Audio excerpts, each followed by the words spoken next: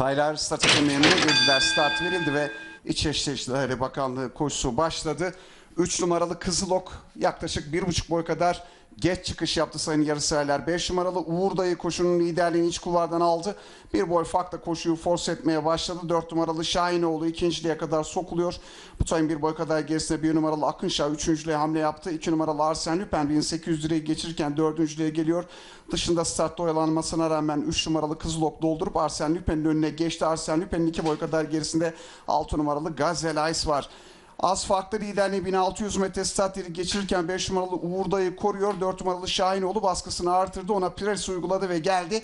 Liderliği alıyor ve koşuya kendi inisiyatifini koymaya çalışan 4 numaralı Şahinoğlu liderliği alıp 1400 metre start yeni 1,5 boy kadar önde geçiyor. 5 numaralı Uğur Dayı'nın 1,5 boy kadar gerisinde yine 1 numaralı Akınşah dışına 3 numaralı Kızılok hamle yaptı ki Uğur Dayı'nın yanından ikinciliğe girmeye çalışıyor Kızılok, ancak Uğur Dayı da tekrar tazeledi. Aralarında yine Akınşah var. Bunların 1 boy kadar gerilerine 6 numaralı Gazel Ice gelirken 2 numaralı Arsen Lüpen 6.'da beklemeyi yeğledi.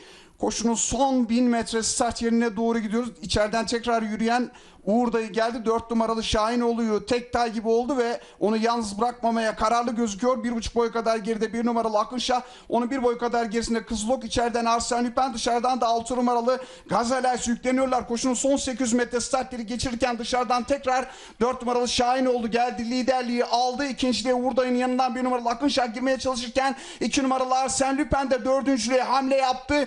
Gazel Ice'ın Kızılok'un da ataklarını izliyorum ve son viraj dönülmek üzere farkı 2,5 boya kadar Şahinoğlu çıkartıyor. 1 numaralı Akınşah ikinciliğe, Arsen Lüpen üçüncülüğe girdiler. Viraj dönüldü orta kuvadan 2 boy kadar. Şahinoğlu son 400'ü önde geçiyor. İçeriden Akınşah, ortadan Arsen Lüpen'in ataklarını izliyorum. Dışarıdan da Gazel Ice gelmeye çalışıyor. 200'e doğru geliyoruz. 2 boy farklı liderli Şahinoğlu koruyor. Ortadan 2 numaralı Arsen Lüpen, dışarıdan Gazel Ice saldırıyorlar. 150 metre kaldı aynaya. 2,5 at boy kadar Şahinoğlu önde. Arsen Lüpen saldırıyor. 2,5 at boy kadar Şahinoğlu önde ve İçişleri Bakanlığı koşusunu 4 numaralı Şahinoğlu kazanıyor. 2 numaralı Arsen Lüpen ikinci, 6 numaralı Gazel Ice üçüncü, 1 numaralı Akınşah da dördüncü oldu. Evet sayın yarışseverler, koşu 4 numaralı Şahinoğlu Ahmet Çelik'le kazandı.